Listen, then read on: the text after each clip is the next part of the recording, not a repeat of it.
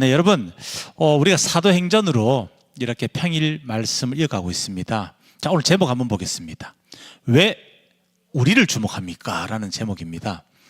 여러분, 제가 이제 목회자로 아직 세워진 지가 많은 시간이 지나지 않았고, 또 이렇게 설교가로서 이렇게 세워진 지도 많은 시간이 되지는 않았죠. 그러나 이렇게 어림잡아 보니까 설교를 벌써 100 몇십여 편, 120편 이상을 만들었더라고요. 그러면서 이제 계속 생각이 드는 생각이었습니다. 과연 이 설교가가 무엇을 해야 하는가? 어떤 메시지를 전해야 하는가? 네, 이 성경을 제가 살펴보고요. 구약의 많은 선지자들 또 우리 예수님을 살펴보았을 때, 네, 이 설교가는요, 네, 분명한 메시지를 전해야 하는 것입니다. 네, 올바른 말을 해야 하는 것입니다. 회개를 촉구하는 메시지를 전해야 하는 것이죠. 누군가가 듣기 좋고, 네, 달콤한 말들을 속삭이는 어떤 그런 사람이 아닙니다. 마음을 찢을지라도, 이 사람이 귀가 아파서 듣기 싫을지라도, 저 역시 제가 올바른 사람이 아니라 할지라도, 예, 그 메시지를 분명히 전해야 하는 것입니다. 지금 오늘 메시지와 특히요, 예, 이번 주일 메시지는 매우 중요한 메시지입니다. 회개를 촉구하고, 네, 심판에 대한 메시지를 전하고자 합니다. 현 시대 목회자들과 신학생들, 성도의 모습들이 어떠한가, 그것을 전하고자 하니까요, 꼭 여러분들 마음에 좀 새기고, 네, 어디에 주목해야겠습니까? 저에게 주목해야 되겠습니까? 아니요, 제가 전하는 하나님의 그 말씀, 메시지에 집중해 주셨으면 좋겠습니다. 아멘입니다. 오늘 우리 이 본문을요, 함께 한 목소리를 읽고 마저 이어가겠습니다. 자, 함께 읽겠습니다. 그 사람이 베드로와 요한 곁에 머물러 있는데 사람들이 모두 크게 놀라서 솔로몬 행각이라고 하는 곳으로 달려와서 그들에게로 모여들었다. 베드로가 그 사람들을 보고 그들에게 말하였다. 이스라엘 동포 여러분, 어찌하여 이 일을 이상하게 여깁니까? 또 어찌하여 여러분은 우리가 우리의 능력이나 경건으로 이 사람을 걷게 하기나 한 것처럼 우리를 바라봅니까? 아브라함의 하나님과 이삭의 하나님과 야곱의 하나님, 곧 우리 조상의 하나님께서 자기의 종 예수를 영광스럽게 하셨습니다. 여러분은 일찍이 그를 넘겨주었고 빌라도가 놓아주기로 작정하였을 때에도 여러분은 빌라도 앞에서 그것을 거부하였습니다. 여러분은 그 거룩하고 의로우신 분을 거절하고 살인자를 놓아달라고 청하였습니다. 그래서 여러분은 생명의 근원이 되시는 주님을 죽였습니다. 그러나 하나님께서는 그를 죽은 사람들 가운데서 살리셨습니다. 우리는 이 일의 증인입니다. 그런데 바로 이 예수의 이름이 여러분이 지금 보고 있고 잘 알고 있는 이 사람을 낫게 하였으니 이것은 그의 이름을 믿는 믿음을 힘입어서 된 것입니다. 예수로 말미암은 그 믿음이 이 사람을 여러분 앞에서 이렇게 완전히 성하게 한 것입니다. 아멘입니다.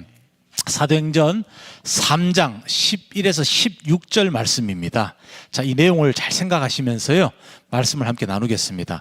자, 사랑하는 우리 예수님과 함께하는 공동체 가족 여러분, 자, 오늘요, 우리는 예루살렘 성전의 아름다운 문이라고 불리는 곳입니다. 개역개정 성경에서는 미문 이렇게 되어 있습니다. 자, 그곳에 우리가 함께 서 있다고 생각해 보십시오. 자, 이곳에 구걸하던 한 거지가 있었어요. 한 사람이 있었습니다. 자, 이 사람은 태어날 때부터 걷지도 못해서 남의 손에 매여오던 그가 베드로가 선포한 나사렛 예수 그리스도의 이름으로 벌떡 일어났습니다. 발과 발목에 힘을 얻고 걷고 뛰며 하나님을 찬양하며 성전으로 들어갔습니다. 여러분 놀랍죠? 지금 우리가 들어도 놀랍죠. 그러나 이 광경을 그러면 직접 목격한 이 사람들 얼마나 놀랐겠습니까? 자, 이제 이 사람들의 반응을 한번 살펴보겠습니다. 일단 이들은 몹시 놀랐고 당황했습니다. 왜 당황했겠어요? 이런 일은 태어나서 처음 보았기 때문입니다. 날 때부터 걷지 못하던 자가 벌떡 일어선 것이죠. 그리고 기적이 일어난 솔로몬 행각으로 구름대처럼 몰려들기 시작합니다. 놀랐으니까요. 그죠? 매우 놀랐거든요. 자, 그런데 여러분, 참 우리는 지금 이 장면에서 인류 역사상 가장 많이 반복되는 아주 비참한 영적인 비극을 목격하게 됩니다. 무엇일까요? 이것이 자 11절 한번 보겠습니다. 그 사람이 베드로와 요한 곁에 머물러 있는데 사람들이 모두 크게 놀라서 솔로몬 행각이라고 하는 곳으로 달려와서 그들에게로 모여들었다. 자, 이게 무엇을 얘기하냐면요, 사람들은 기적을 행하신 하나님을 보러 온 것이 아니라 기적의 도구였던 베드로와 요한을 보러 달려온 것입니다. 이것은 인류의 예수님이 출현하시고요, 기적을 행할 때부터 지금까지 2000년이 넘도록 내려오는 영적 비극입니다. 자꾸 사람들은 하나님을 주목 안 해요. 그 기적을 일으킨 그 사람에게 자꾸 집중한다는 것입니다. 참 비극적인 일입니다. 자, 그들은 신기한 구경거리처럼 혹은 초능력을 가진 초인처럼 이들을 여깁니다. 그들 앞에 막 굴복하듯이 몰려드는 것입니다. 이것이 우리 인간의 어리석음입니다. 자, 하나님께서 주신 그 선물에 우리는 취해서요, 무슨 말이냐면요, 정작 선물을 주신 분을 잊어버리는 겁니다. 마치 음식을 만들어 주신 분이 아니라 그걸 배달하는 배달부한테 감사 절 올리는 거하고 똑같은 겁니다. 백성들의 그 뜨거운 시선, 숭배에 가까운 눈빛을 받으면서 베드로는 단호하게 입을 엽니다. 여러분, 이 구절은요, 오늘날 모든 목회자와 성도들이 가슴에 새겨야 할 서슬 퍼런 경고라 할 수 있습니다. 자, 12절입니다. 베드로가 그 사람들을 보고 그들에게 말하였다. 이스라엘 동포 여러분, 어찌하여 이 일을 이상하게 여깁니까? 또 어찌하여 여러분은 우리가 우리의 능력이나 경건으로 이 사람을 걷게 하기는 한 것처럼 우리를 바라봅니까? 이렇게 이야기하고 있습니다. 자, 여러분, 여기서 베드로가 두 가지 단어를 부정하는데요, 그것은 바로 능력과 경건입니다. 사람들은 흔히 생각하죠. 야, 저 목사님은 기도를 많이 해서 능력이 있다, 뭐 속된 말로 영빨이 세다, 이런 얘기 하시죠. 저분은 너무나 거룩하고 경건하기 때문에 저 목사님한테만 하나님이 특별히 응답하시고 능력 주는가 보다, 이렇게 생각합니다, 사람들은. 여러분, 하지만 여기 베드로가 오늘 어떻게 하는지 보십시오. 손살에 칩니다. 착각하지 마십시오. 내 안에 대단한 능력이 있는 것도 아니고 내가 여러분보다 더 거룩해서 이 일이 일어난 것도 아닙니다. 왜 나를 주목하십니까? 왜 나를 주목하십니까? 나는 여러분들과 다를 바가 없는 죄인일 뿐입니다. 베드로가 이렇게 외치고 있는 것입니다. 사랑하는 형제자매 여러분, 사람을 주목하는 것은요, 하나님 자리에 사람을 대신 가져다 놓는 무서운 죄악입니다. 이거 사람들이 잘 몰라요. 별것 아닌 것 같죠. 사람들은 흔히 죄라는 것을요, 범죄 행위를 생각합니다. 뉴스에 나오는 육체적으로 우리가 짓는 죄들 있죠. 살인하거나 강도하거나 이런 것만 큰 죄라고 여기는데요, 하나님 관점에서 죄는요, 이런 물리적인 죄도 물론 죄지만 더 큰 죄가 뭐겠어요? 십계명의 첫 번째 뭔지 기억나십니까? 나 외에 다른 신을 섬기지 말라 했죠. 하나님 관점에서 가장 큰 죄악은요, 하나님 자리에 하나님이 없는 것입니다. 하나님이 계셔야 되는 자리에 사람을 갖다 놓고, 어떤 집은 강아지를 갖다 놓습니다. 강아지. 개가 사람보다 하나님보다 더 중요해요. 돈을 가져다 놓는 사람이 있고요, 각종 우상들로 그 자리에 갖다 놓는 겁니다. 분명히 성경에서 하나님께서 말씀하셨죠. 첫 번째 뭡니까? 나 외에 다른 신 섬기지 마라. 여러분, 어디 가서 돈을 내고 그 어떤 형상의 절을 하는 게 신으로 섬기는 게 아닙니다. 내 마음의 가장 높은 자리, 즉 첫 번째 우선순위의 자리에 하나님 대신 다른 것이 있다면 그것이 죄악인 것입니다. 이거 사람들 잘 몰라요. 여러분들 오늘 꼭 깨우치셔야 됩니다. 꼭 이곳에 오셔서 이 말씀 들어오셨죠? 오늘 이거 못 깨우치시면요, 평생 죄를 짓는, 평생 하나님 앞에서 죄 짓는 그런 행위들을 반복한다는 것입니다. 이것은 예수님께서 오시고부터 지금까지 이어지는 죄악입니다. 자, 여러분, 목회자는 무엇입니까? 사명자이지요. 하나님의 미션을 받은 사람입니다. 자, 그런데 이 목회자 역시 하나님께서 잠시 사용하시는 통로라는 것입니다. 목회자가 영원히 삽니까? 뭐 이 땅에 태어나서 태어나는 순간부터 소명받아요. 누군가는 30년을 살다가, 누군가는 10대 때부터, 누군가는 또 40대, 저희 학교 가면요 60대에 오신 분도 계십니다. 소명받고 60대에 목회자 하겠다고 학교를 다니시는 분도 있어요. 그럼 그때부터 목회자 사명받고 뭐 죽을 때까지 해봐야 몇 년 하겠어요. 이 땅에서 살다 가는 동안 쓰임받는 통로일 뿐이라는 것이죠. 여러분, 아주 쉬운 것을 한번 말씀드려 보겠습니다. 물이 나오는 통로가 있어요. 물이 나오는 통로. 통로가 막히면 어떻게 돼요? 어떻게 돼요? 물이 안 나옵니다. 단순하죠. 여러분, 목회자에게서 능력이 나오는 게 아니라는 말입니다. 모든 능력과 어떤 생명의 그 근원, 그 능력은 하나님께로부터 오는 거죠. 하나님께로부터 오는 그 능력이 우리를 통해서 흘러가는 것입니다. 목회자를 통해서요, 어떤 한 작은 아이를 통해서, 한 권사님을 통해서, 한 성도를 통해서, 사람을 통해서 흘러가는 거죠. 그것이 주님께서 일하시는 방식입니다. 무슨 산신령처럼 도사님처럼 흰 구름과 함께 근두운 타고 나타나서 뿅 나타나서 직접 지시하시고 그런 분이 아닙니다. 왜 그렇게 하시겠어요? 우리에게 자유의지를 부여하셨죠. 참된 사랑을 받고 싶어 하죠. 우리가 그 과정 속에서 하나님을 만나는 과정 속에서 이루어가는 것을 보시려고 하는 분입니다. 그것을 기뻐하는 분입니다. 그분이 일하는 방식은요, 자기가 진짜 사랑하는 인간을 통해서 자신의 뜻을 이루는 것입니다. 그렇게 일하시는 분이죠. 우리는 그 통로라는 거예요. 목회자만 통로입니까? 아니요. 여러분 모두가 하나님의 통로입니다. 역할이 다른 것입니다. 역할이 다른 것이죠.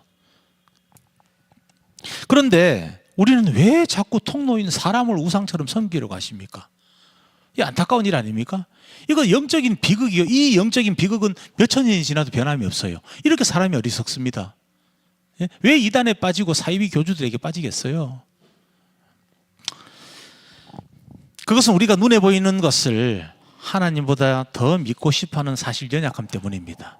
사람은 그래요. 본성적으로 눈에 보이는 것을 먼저 믿으려고 하죠. 그렇죠? 연약함 때문이라는 것이죠. 자, 여러분, 그렇다면 오늘의 이 기적이 도대체 왜 일어난 것일까? 베드로는요, 이 시선을 역사의 주인께로 돌립니다. 자, 13절을 한번 읽어보겠습니다. 아브라함의 하나님과 이삭의 하나님과 야곱의 하나님, 곧 우리 조상의 하나님께서 자기의 종 예수를 영광스럽게 하셨습니다. 여러분은 일찍이 그를 넘겨주었고 빌라도가 놓아주기로 작정하였을 때에도 여러분은 빌라도 앞에서 그것을 거부하였습니다. 이렇게 얘기하고 있습니다. 자, 그럼 여러분 여기서 한번 보십시오. 베드로가 굳이 이렇게 조상들의 이름을 부르는 이유가 무엇일까요? 여러분, 이 기적은요, 베드로 개인의 능력이나 쇼가 아니라는 것입니다. 자, 이것은 신학적인 의미가요, 자, 아브라함 때부터, 그렇죠? 처음 부르신, 하나님께 택해서 부르신 분이 아브라함이죠. 그때부터 약속하신 하나님의 신실하신 구원 계획의 결과라는 뜻입니다. 태초부터 약속하셨던 하나님의 구원의 결과, 계획의 결과라는 뜻입니다. 그래서 베드로가 이 이야기를 하는 것입니다. 여러분, 우리 사람들은요, 인간들은 예수님 사실 거부했습니다. 빌라도가 심지어 좀 놓아주면 안 될까?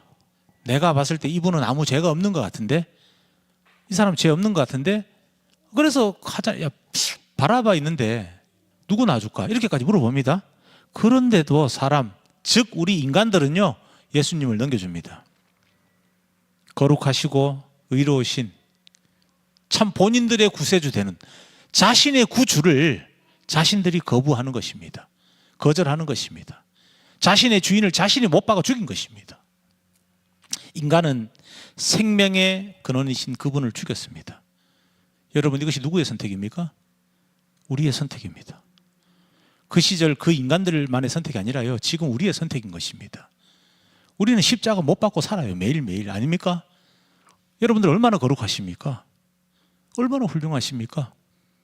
작은 순간순간에 분노를 다스리지 못하고요, 작은 순간들마다, 선택의 순간들마다 넘어질 때 많지 않습니까? 하지만 하나님 어떻게 하셨습니까? 우리는 그분을 거부하고 그분을 죽였습니다. 그런데 하나님께서는요, 죽은 사람들 가운데서 예수님을 살리셨고요, 오직 그 예수님이라는 그 이름만 영광스럽게 하신 것입니다. 아멘입니다. 자, 오늘 이 걷지 못하는 사람이 일어난 사건은 하나님께서 예수님을 영광스럽게 하셨다는 너무나도 명백한 증거라는 것입니다. 아멘입니다. 그러니 이 기적을 보고 베드로를 칭송하는 것은 마치 금메달 딴 선수가 있죠. 그 선수가 아니라 그 운동화를 숭배하는 것과 같은 것입니다. 어리석죠? 나이키 운동화를 신어서 금메달 땄어. 운동화가 너무 좋아서 1등 했어. 말이 아니죠. 그죠? 이 선수의 능력인 것이죠. 똑같은 겁니다. 이 기적을 보고 베드로를 신처럼 이렇게 떠받드는 그 사람들의 행위가 이렇게 어리석은 거라는 것입니다. 베드로에게 능력 주신 하나님을 봐야 되는데, 넘어 있는 하나님을 바라보아야 되는데 눈에 보이는 베드로에게 자꾸 집중하는 겁니다. 능력의 근원이 베드로가 아니죠. 그 능력이 흘러나가는 통로일 뿐인 것이죠. 여러분, 이 영광이 어디에 돌아가야 되겠습니까? 오직 하나님, 그렇죠? 그분께서 높이신 예수님께로만 돌아가야 하는 것이죠.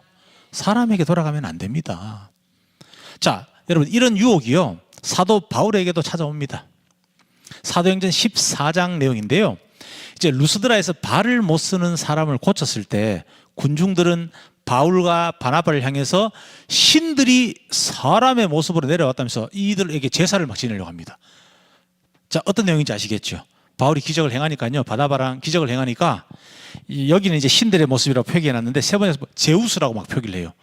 제우스, 막 신이 왔다고 그 앞에 쉽게 말하면 제사 상차려 놓고, 우리 돌아가신 분 제사 지낼 때 어떻게 지냅니까? 앞에 수박도 놓고 뭐 놓죠?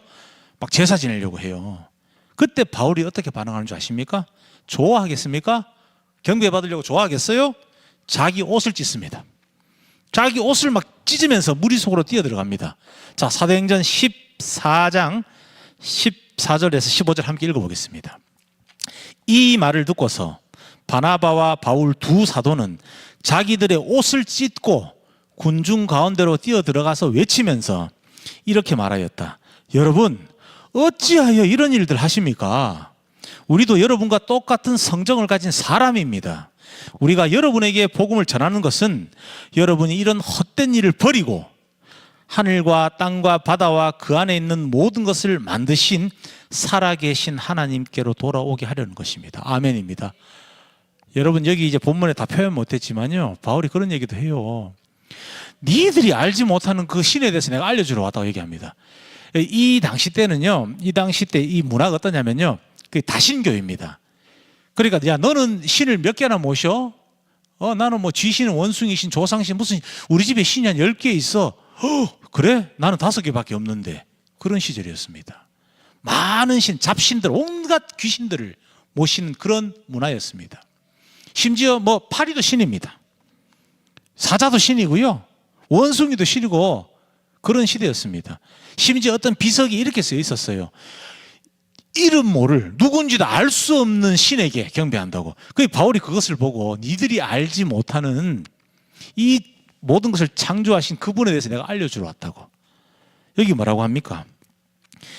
여러분들과 똑같은 성정을 가진 사람이고, 여러분들이 이런 헛된 일 좀 버리고 하늘과 땅, 바다, 그 안에 있는 모든 걸 만드신 살아계신 하나님께로 돌아오게 하려는 것이라고요. 그 전에 뭐라고 합니까? 군중 속에 들어가서 옷을 찢는다고 하죠. 여러분, 이 당시에 이제 옷을 찢는다고 하는 표현이 어떤 의미인지 아십니까? 참담한 슬픔의 표현입니다.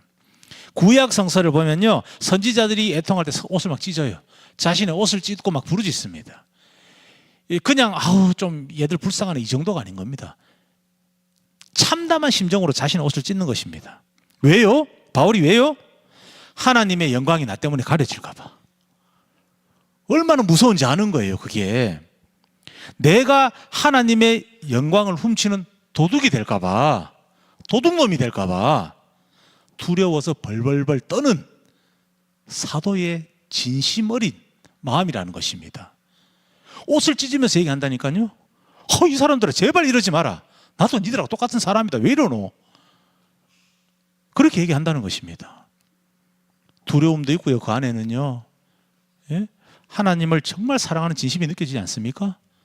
자신이 1%도 조금도 그 사람들의 주목을 받지 않으려고 하는 것입니다. 오늘날 이 시대의 교회에 이런 옷을 찢는 목회자가 필요합니다. 이런 본질을 꿰뚫는 성도들이 필요한 것입니다. 아멘입니다.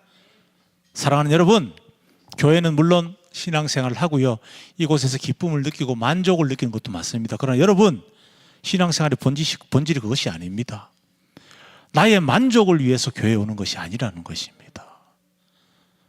교회는 복음을 전해야 하는 곳입니다.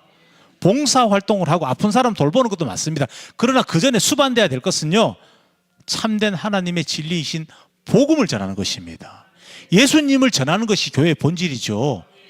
봉사활동은 국가에서도 하고 시청에서도 합니다. 그렇죠? 그럼 성도의 본질은 무엇입니까?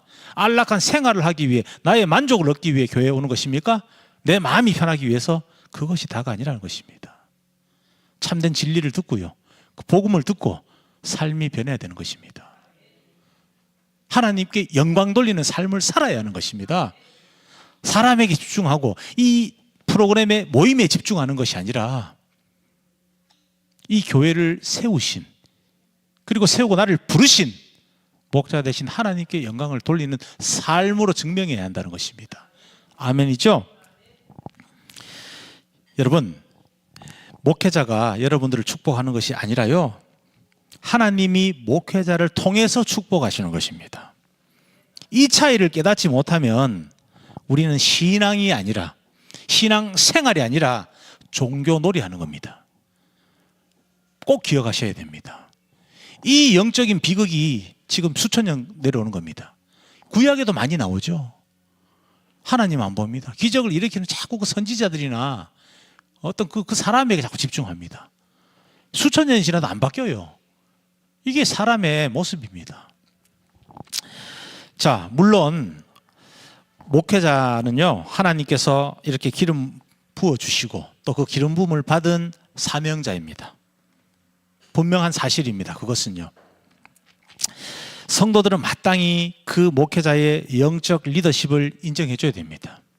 그리고 존중도 해줘야 되죠. 그리고 사랑해야 하는 것입니다. 그러나 여러분, 이 차이를 알아야 됩니다. 목회자를 하나님 자리에 두는 것은요, 매우 경계해야 하는 것입니다. 죄악입니다. 그것은 사랑을 해야 되는 존재임이 마땅하죠. 그 영적 리더십을 인정해 줄 존재도 분명합니다. 그러나 목회자를 하나님 자리에 결코 둬서는 안 됩니다. 목회자 하나님 아닙니다. 꼭 명심하셔야 됩니다. 오늘 말씀을 통해서 꼭 깨달으시고 분별하시는 오늘날 되시기를 간절히 제가 소망합니다. 자, 목회자 여러분들께 제가 한 말씀 참 드리고 싶어요. 하나님의 영광을 가로채지 마십시오. 큰일 납니다. 네? 주목받는 목회자가 되고 싶어요? 사인해주는 유명 목사가 되고 싶습니까? 유튜브 스타가 되어서 조회수 많이 올리고 돈 많이 벌고 명품 옷 사고 싶습니까? 복음을 전한다고 이 나라 저 나라 여기저기 다니면서 자신의 이름과 유명세를 알리는 데 더 집중하고 있지 않습니까? 그런 목회자가 있다면 정말 정신 바짝 차리셔야 됩니다. 제가 이렇게밖에 말씀을 못 드려요. 참 시대가 악하죠. 그런 목회자가 있고요, 자신만 특별하다고 생각하는 그런 성도가 있다면 정신 바짝 차려야 됩니다. 오늘 지금 바로 회개하고 돌이키지 않으면요, 천국 가서 받을 게 아무것도 없습니다. 왜요? 하나님 대신 다 받았어요. 하나님께 돌려야 될 영광을 사도 바울이 옷을 찢으면서까지 받지 않으려고 했던 그 영광을요, 그 목회자가 받고 있다면 천국 가서 뭐라고 얘기할래요? 뭐라고 얘기할 겁니까? 주님께서 얘기 안 하겠어요? 사람들이 나에게 돌리는 영광을 네가 다 가로챘잖아. 도둑질했잖아. 여기 네 자리가 어디 있어? 이렇게 얘기할 것입니다. 우리의 인생은 짧습니다. 목회자 여러분, 성도 여러분, 우리 인생은 길지 않아요. 30년, 40년, 50년 그렇게 살다가요, 바람처럼 지나갑니다. 지금 안 돌이키시면요, 모르겠습니다. 기회가 앞으로 또 올까? 저는 한번 생각해 봅니다. 이제 베드로는 모든 논란에 종지부를 찍습니다. 16절입니다. 한번 보겠습니다. 그런데 바로 이 예수의 이름이 여러분이 지금 보고 있고 잘 알고 있는 이 사람을 낫게 하였으니 이것은 그의 이름을 믿는 믿음을 힘입어서 된 것입니다. 예수로 말미암은 그 믿음이 이 사람을 여러분 앞에서 이렇게 완전히 성하게 한 것입니다. 아멘입니다. 자, 이처럼 기적의 원인은 베드로의 손이 아니라요, 예수님의 이름입니다. 아멘이죠? 뭐 베드로 이 형님의 손이 낫겠어요? 이 사람을? 아니죠. 베드로도 지금 죽었습니다. 예? 사람을 그러면 살리는 그 기적의 그 손을 가진 베드로가 뭐 영생해야 되는 거 아닙니까? 그의 뭐 손톱 하나도 지금 흔적을 찾아볼 수 없어요. 다 썩어서 육신은 이제 이 땅에 찾아볼 수가 없습니다. 치유의 비결은요, 그 목사의 영성이 아닌 것입니다. 예수님으로 말미암아 생긴 바로 그 믿음입니다. 그러면 이 치유의 능력이 없으면 영성 없는 목사입니까? 아닙니다. 저도 지금까지 누군가 몸에 손을 얹고 죽은 사람 보고 일어나라 이래서 안 일어났습니다. 그럼 저도 죽은 사람 못 살리고 손 마른 사람, 다리 마른 사람, 암 환자 못 고쳤으니까 영성이 없네요. 영성 없는 목회자네요?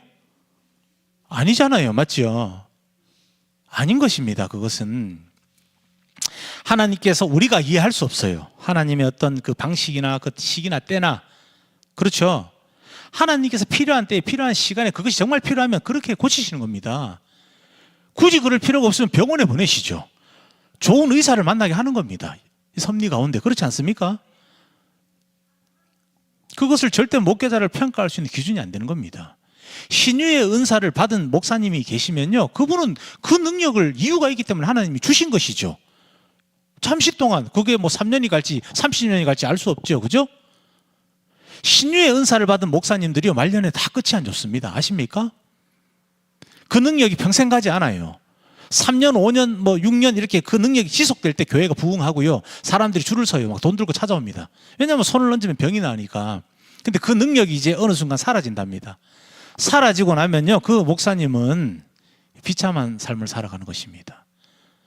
되지 않는 그 능력을 계속 갈구하는 겁니다. 하나님 다시 이거 하게 해주세요. 하게 해주세요. 이미 거둬 가신 능력을 계속, 그때 필요할 때 잠시 허락하신 건데 그것이 자기 건 줄 아는 겁니다. 찾아오는 사람이 없죠? 예, 이제 뭐 경제적으로도 어렵죠. 일상적인 목회를 하면 되는데 일상적인 목회를 못 하는 것입니다. 너무 신비로운 데 치중하다 보니까 말년이 다 좋지 않다고 합니다. 왜 그렇겠어요? 그 목사님께서는요, 뭐 다라고 할 수는 없겠지만 하나님의 영광을 많이 가로챘다고 밖에 생각이 들지 않는 것입니다. 예? 자, 성육신 하셔서 이 땅에 오신 하나님, 예수님이죠? 우리를 위해 십자가에서 모든 물과 피를 쏟으신 그 예수님의 이름, 바로 그 이름이 권세라는 것입니다. 이 권세는요, 어떤 대단한 사람의 어떤 전유물이 아닙니다. 목사 거 아닙니다. 꼭 목사가 아니라도 성도분들 중에서도 가끔씩 있잖아요. 능력이 나오시는 분들이. 그 사람 것도 아니에요. 그 이름을 믿는 모든 사람에게 주신 하나님의 선물이라는 것입니다. 아멘입니다. 사랑하는 우리 예수님과 함께하는 공동체의 거룩하신 성도님들, 오늘 이 시간 이후로 우리의 시선을 교정해야 됩니다. 사람 보지 마십시오. 설령 어떤 뭐 목회자가 굉장한 능력이 있다 하더라도 그거 보지 마십시오. 그 사람 하나님입니까? 아니잖아요. 아닙니다. 그 능력에 매달리지 마십시오. 그 너머에서 그 능력을 누가 주시는가, 거기에 집중해야 됩니다. 감사한 게 있죠? 자, 쉽게 말씀드리겠습니다. 누군가 교회를 섬겼습니다. 어떤 한 권사님께서 개척할 때부터 지금까지 정말 이 많은 도움 주셨어요. 그런 권사님들이 몇 분 계세요. 어제도 갔다 온 곳이 오산인데 갑자기 전화가 오셔서 교회에 뭐 이불을 선물해 주신다고 갔더니 그것 때문에 부르신 게 아니더라고요. 예? 권사님한테 너무 감사합니다. 정말 너무 감사하죠. 그런데 제가 본질적으로 누구한테 감사하겠어요? 그 권사님만 바라보겠어요? 그 권사님을 통해서 그 일을 하신 너머의 분이 계시잖아요. 그렇죠? 기도하는 도중에 자꾸 생각이 났대요. 그래서 불렀답니다. 자신도 결코 아무에게나 그런 도움을 주지 않는데요. 한번 잘 생각해 보세요. 제가 권사님에게만 감사하겠어요? 청소를 하는 어떤 권사님 있으면 그분한테만 감사하겠어요? 이 교회를 가꾸는 마음을 주시고 그 일을 하게 하신 하나님 계시잖아요. 그분께 감사하는 것입니다. 사람에게 감사하는 것은요, 그냥 도움을 주는 봉사단체 사람에게도 감사할 수 있죠. 그러나 하나님이 사람을 통해서 주는 그 능력과 사랑은 완전히 개념이 다른 것입니다. 인간적인 사랑과 다른 것입니다. 여러분, 작은 것이든 큰 것이든요, 꼭 이처럼 사람을 고치는 대단한 능력이 아니라 나에게 누군가가 아주 작은 친절 하나 베풀었어요. 따뜻한 말 한마디.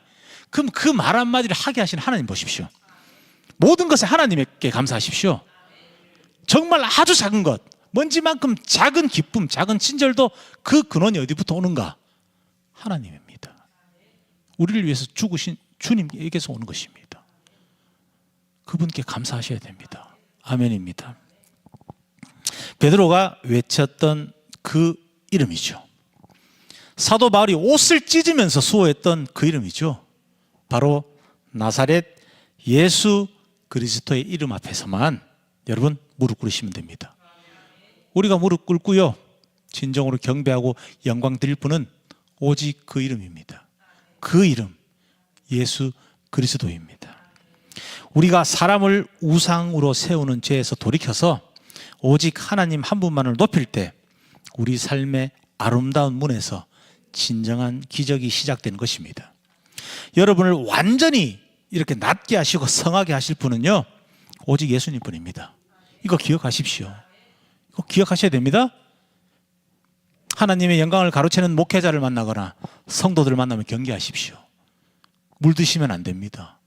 똑같이 멸망의 길로 가는, 심판의 길로 가는 KTX 티켓 끊는 것과 똑같은 겁니다. 꼭 경계하셔야 됩니다. 아멘입니다. 자, 우리 함께 한번 외쳐보겠습니다. 자, 저를 따라하십시오. 오직 예수의 이름으로. 자, 큰 목소리 한 번 더. 오직 예수의 이름으로. 예, 누구의 이름으로요? 오직